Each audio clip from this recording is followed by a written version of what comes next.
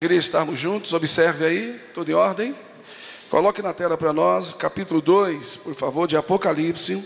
Eu quero lhe convidar para que possamos ir ao livro do Apocalipse, capítulo 2, e vamos ler alguns versículos da santa palavra do nosso eterno Deus, para uma breve meditação nesta noite. Apocalipse, capítulo 2.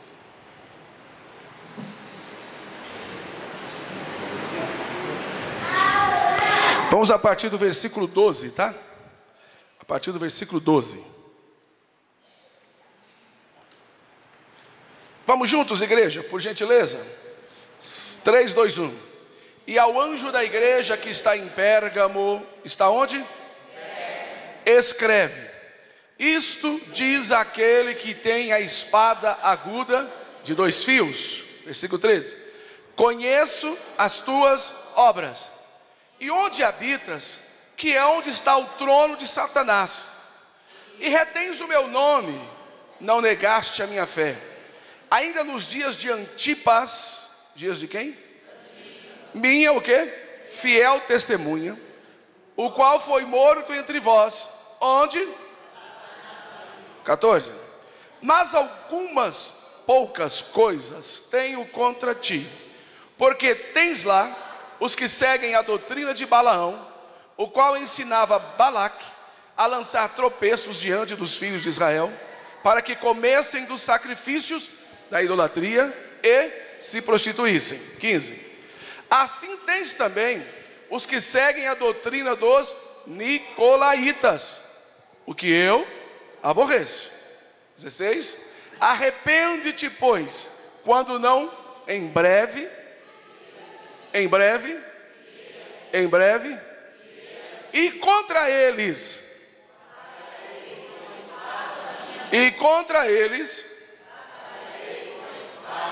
17, juntos, por gentileza, 3, 2, 1.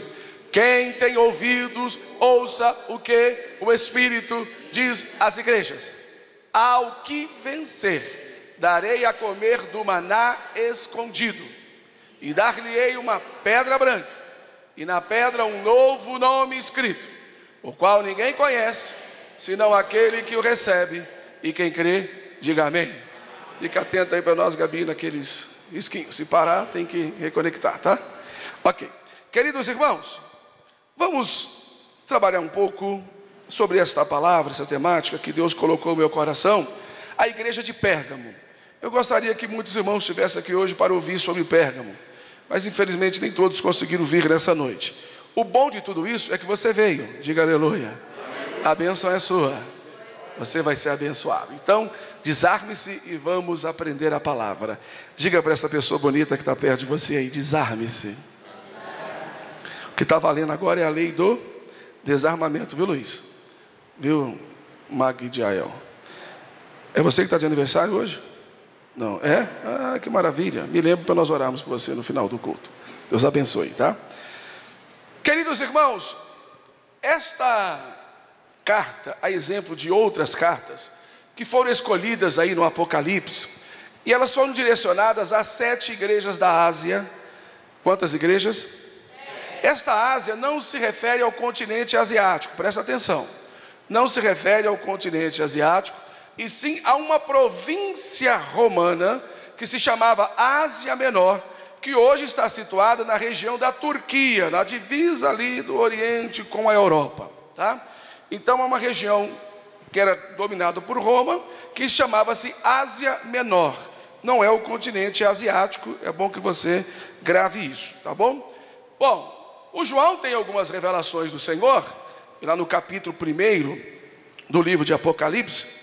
Se você conseguir voltar ao capítulo 1, nós vamos ver que João fala um pouco sobre isso. Olha aí, capítulo 1, a partir do versículo 1, diz assim: revelação de Jesus Cristo, a qual Deus lhe deu para mostrar aos seus servos as coisas que brevemente devem acontecer.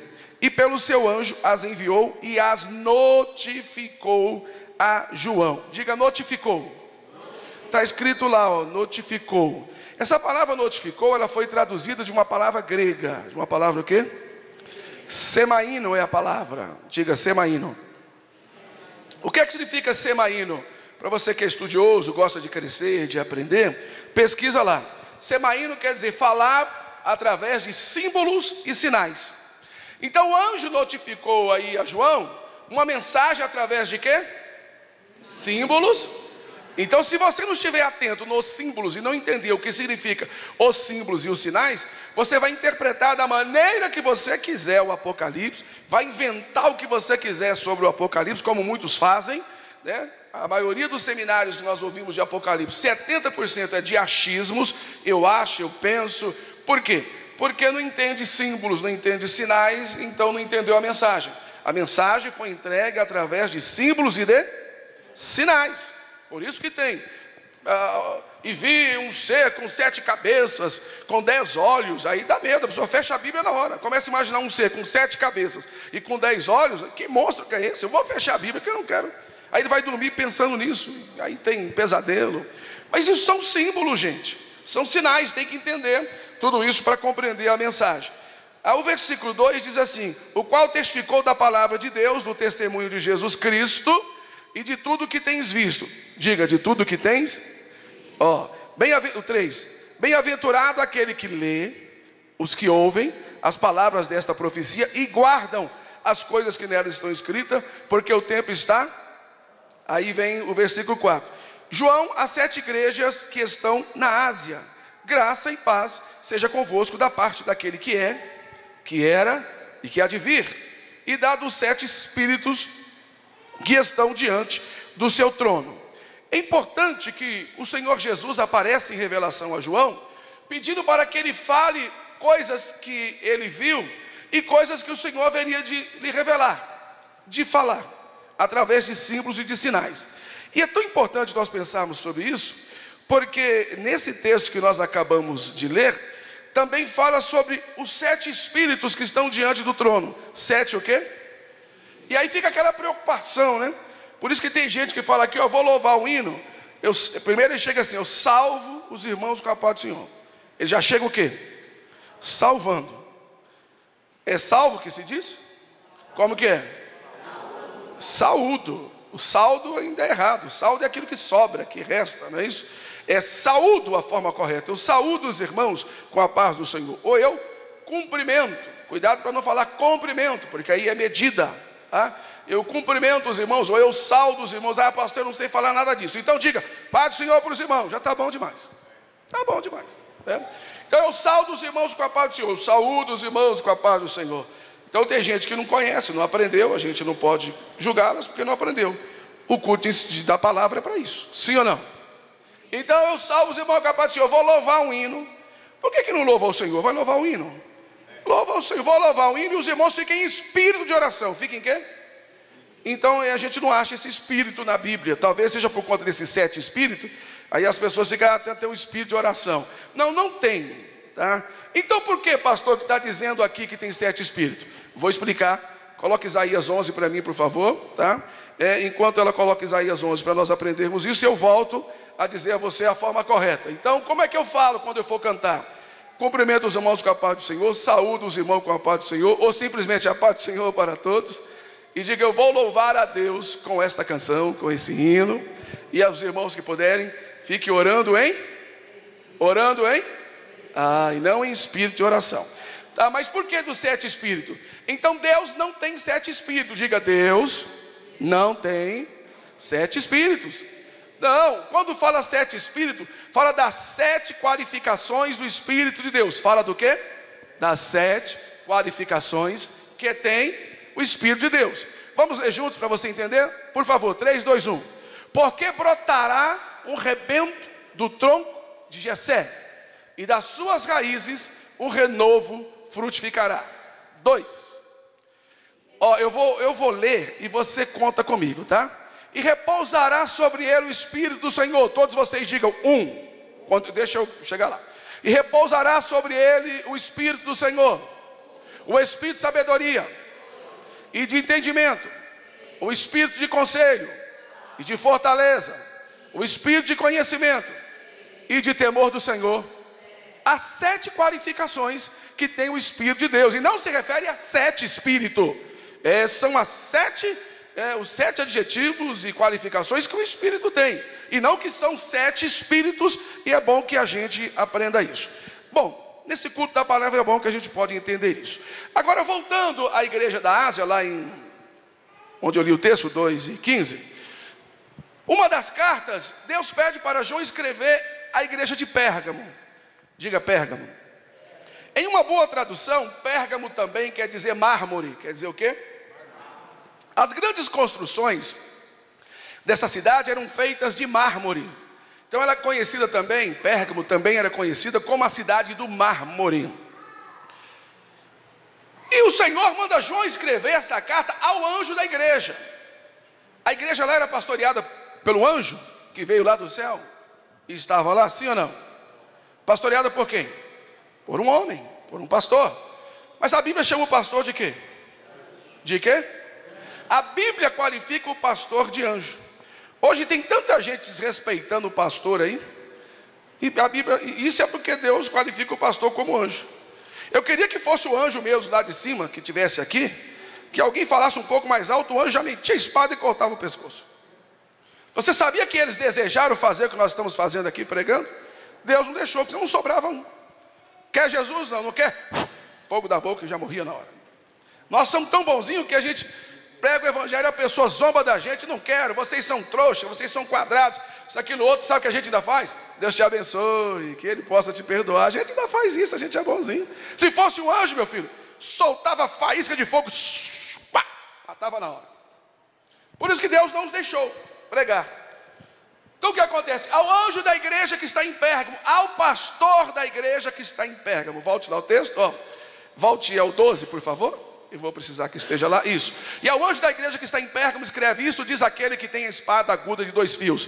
Diga lá, João, que isso, quem está dizendo é aquele que tem a espada aguda de 2 fios. É o Senhor, que representa a palavra. Essa palavra é tão gloriosa que ao passo que eu prego essa palavra, ela corta para cá e corta para lá.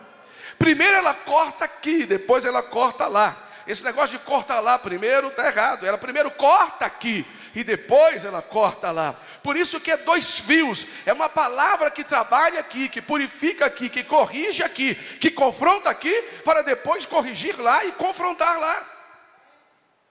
Porque se ela não fizer o efeito em mim, não adianta eu pregar para você, para que ela faça efeito em você. Ela precisa fazer efeito em mim primeiro.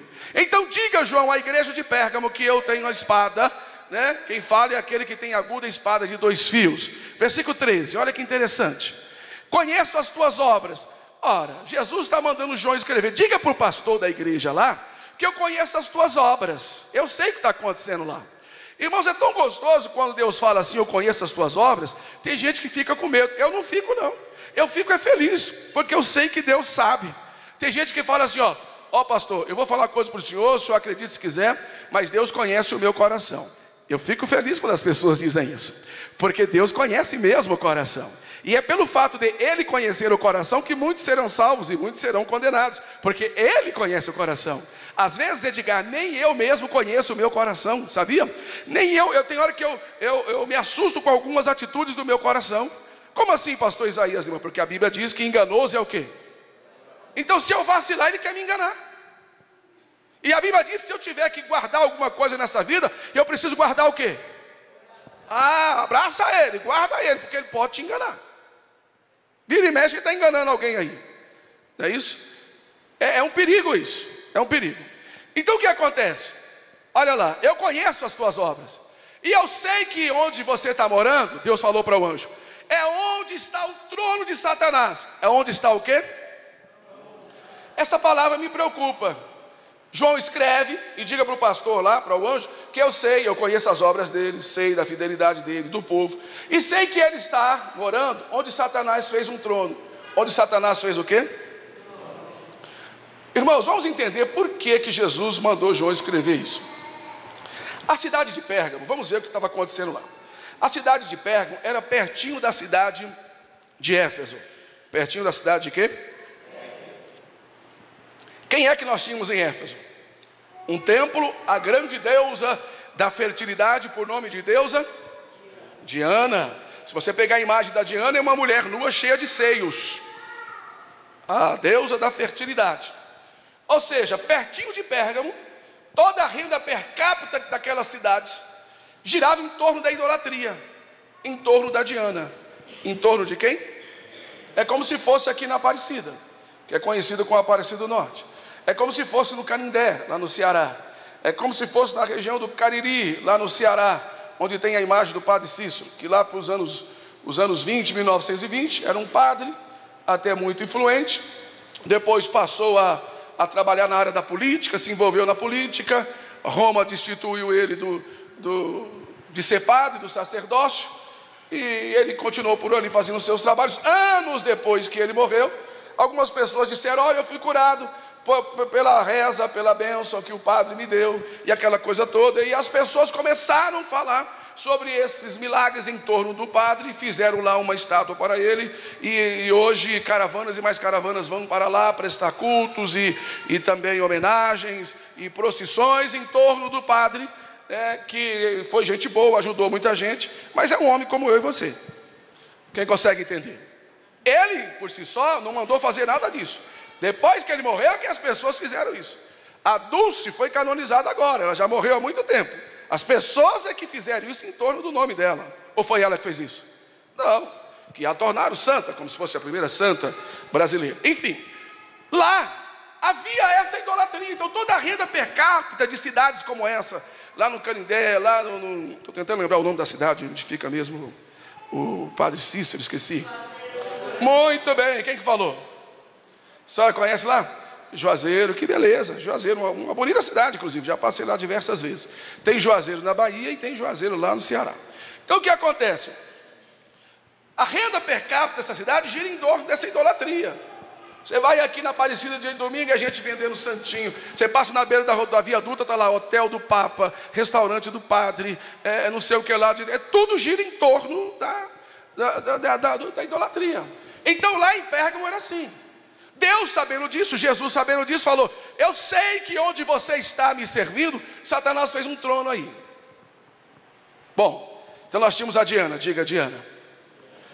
Quando Babilônia foi destruída e o rei Ciro assumiu Babilônia, o rei Ciro expulsou da Babilônia, presta atenção, ele expulsou da Babilônia os magos, feiticeiros, macumbeiros.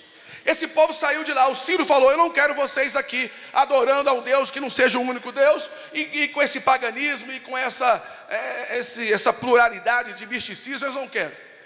Então o Ciro expulsou eles de lá. Sabe onde é que eles foram parar? Lá em Pérgamo. Na época quem estava governando Pérgamo era o rei Átalo III. E o rei Átalo III fez recepção a esses feiticeiros, macumbeiros, e enfim, a cidade infestou desses cartomantes, necromantes, um povo com necromancia, com cartomancia, até melancia tinha por lá. Tudo aquelas coisas, sabe, aquele misticismo, aquela coisa terrível.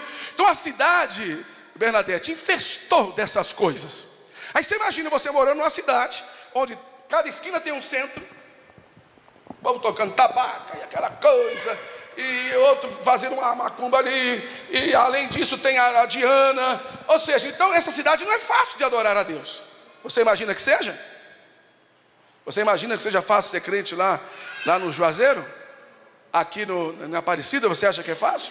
Não é, porque tem que respeitar, o país é laico. Apesar disso, ou além disso, olha, não era só isso não. Nós tínhamos a Diana, nós tínhamos esses feiticeiros, nós tínhamos, sabe o que mais lá em Pérgamo?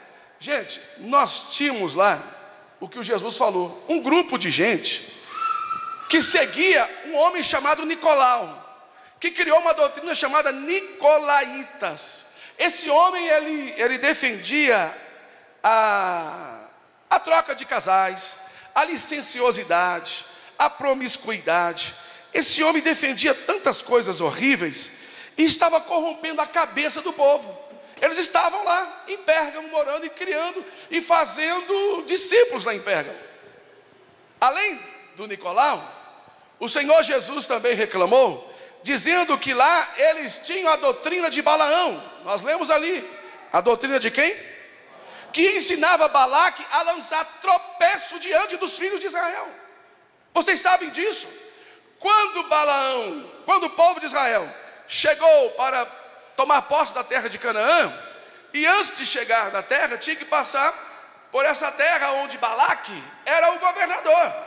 Ele ficou com medo. O que ele faz? Chama o bruxo Balaão para que faça alguma coisa e não deixe esse povo passar ali, porque Balaque sabia que esse povo e o Deus desse povo era terrível. Eles saíram do Egito e ninguém conseguiu os deter pelo caminho. Então Balaque sabia que eles poderiam passar por Moabe e destruir Moabe. Então ele chama Balaão, e Balaão cria um plano totalmente malévolo.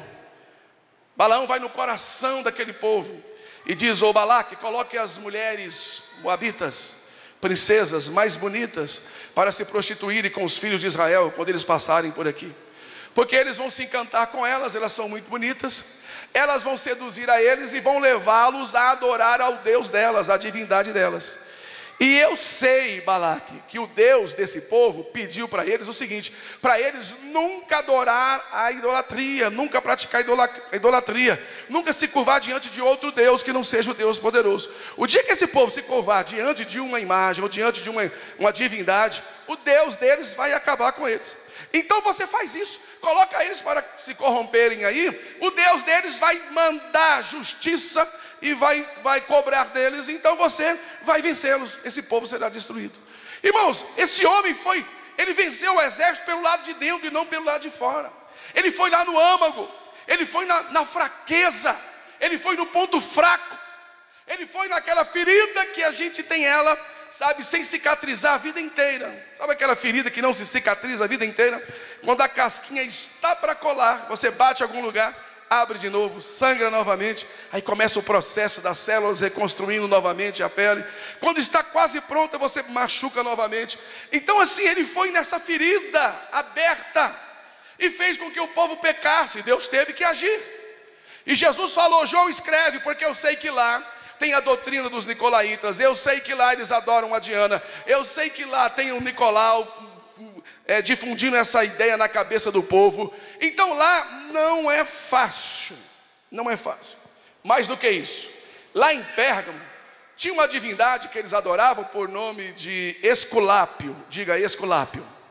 Esculápio era considerado o deus da cura, diga, o deus da cura, representado por uma serpente. Então as pessoas chegavam diante daquela serpente e diziam: Esculápio, cura a minha dor de cabeça, Esculápio. Ah, Esculápio, tira a minha queimação no estômago. Esculápio, eu estou com câncer, me ajuda. Então Esculápio era adorado porque era conhecido como o deus da cura. As pessoas se reuniam em torno de Esculápio. Gente, já parou para pensar quantos problemas nessa cidade? Repete comigo se pode. Deusa Diana, os magos que vieram da Babilônia, que mais? Os nicolaítas, que mais? Os seguidores de quem? De Balaão, que mais? Adoradores a Esculápio. Gente, por isso que o João escreve: eu sei que onde o anjo da igreja está lá em Pérgamo, eu sei que Satanás fez um trono lá. Lá tem um trono, lá todos adoram outras divindades e poucos querem saber de me adorar. Eu sei que lá é difícil de ser crente, eu sei que lá é difícil de exercer a fidelidade. Só que Jesus dispara uma palavra que me alegra muito. Olha, eu conheço as tuas obras, para o anjo, e onde você habita é onde tem tudo isso aí, onde está o trono de Satanás. Só que tem uma coisa, falando para o anjo da igreja: e retens o meu nome. No meio de todo esse paganismo, essa idolatria, esse misticismo, o que acontecia com esse pastor, com esse anjo? Ele fazia o quê? Fazia o quê? Retens o meu? Retens o meu? É fiel ao meu nome, não negou a fé, não se contaminou com nada, paga o preço, é perseguido, é caluniado, as pessoas humilham a ele, mas ele não negou o meu nome, ele é fiel, e eu sei disso que ele é fiel. Escreve aí, João, eu sei que ele é fiel. Deus sabe o preço que você tem pago e que eu tenho pago para ser fiel diante das oferendas e das dificuldades que nós passamos. Não precisa você falar para mim. Eu sei que todos os dias dá vontade de chutar o balde diante de tantas coisas, Mas você, por amor ao nome do Senhor, por amor à fé e gratidão ao que recebeu de Deus, você sofre um dano calado, gemendo, chorando, para não desonrar o nome do Senhor. E hoje Deus fala comigo e fala com você. Diga que eu sei de tudo que ele tem passado, que ela tem passado, e ainda assim não nega o meu nome, glorifica o meu nome, é fiel ao meu nome. Será que Deus sabe ou não sabe? Será que Ele conhece ou não conhece as nossas angústias? Será que Ele sabe ou não sabe o que cada um de nós passamos quando fechamos a porta do quarto, apagamos a luz e o sono não vem? Só Deus sabe o que passa na sua cabeça. Só Deus e você. E quantas vezes você testado foi para poder entregar tudo e você diz: eu não vou negar o nome do meu Senhor. Eu morro aqui sofrendo, mas eu não vou negar a fé.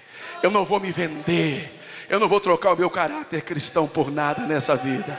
Eu conheço as tuas obras, retém o meu nome, não negaste a minha fé. Ainda nos dias de Antipas, minha o quê?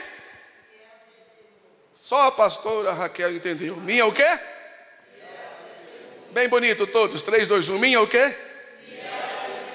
Sabe o que eu quero chamar a atenção, pastor Cláudio? É que aqui você nunca encontrou esse nome Antipas, nem antes desse capítulo, versículo, e nunca vai encontrar esse nome depois. É a primeira vez que encontra esse nome na Bíblia. Sim ou não? Alguém já ouviu falar desse nome em algum outro lugar? Não existe. É a primeira e última vez, primeira e única vez que esse nome aparece na Bíblia. Aí Jesus fala assim: ô João, vai lá e diga para ele que eu conheço as suas obras, que ele não negou o meu nome, nem a minha fé. Ainda nos dias de Antipas, minha fiel testemunha. Ninguém conhecia, mas Jesus conhece. Ninguém ouviu falar, mas Jesus ouviu.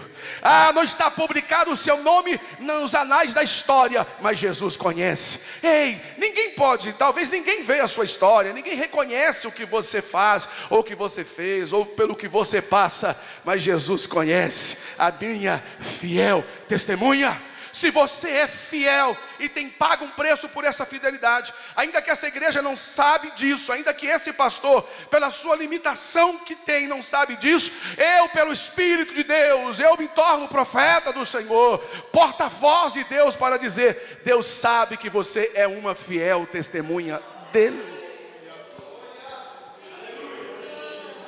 Isso é muito lindo. Porque é muito fácil as pessoas rasgarem a nossa biografia. Aquilo que nós fazemos, a nossa história. Tem muita gente querendo pegar a nossa história e rasgar e jogar no lixo, porque para eles não custam nada, porque não foram eles que viveram. O bom de tudo isso, irmã Claudete, é que a história não se compra no mercado. A história não se compra na padaria, irmão Silvio, irmão Adriano, irmã Rony. A história não se compra lá no posto de saúde, ainda bem. A história se constrói, diga se constrói. Diga paulatinamente. Com lágrimas, diga com lágrimas. Com dores. Nós vamos construindo a nossa história. Só você sabe o que você tem passado na construção da sua história. É por isso, Bernadette, é por isso, Vinícius, é por isso, Ailton, que eu e você ficamos tão zangados quando alguém toca no nosso nome, toca na nossa história, porque não conhece a nossa história, não sabe por onde passamos, não sabe o que enfrentamos, não sabe o que sofremos, e querem rasgar a nossa biografia. Aí nós ficamos valentes, ficamos bravos. Como é que vai querer rasgar a nossa história? Que estamos construindo sob lágrimas, suor e dores ao longo do tempo. Respeite a minha história, meu irmão. Eu preciso respeitar a sua. Diga por favor quem está do seu lado: respeite a minha história. Não, tenha coragem, olha para ela aí e diga assim: respeite a minha história, por favor.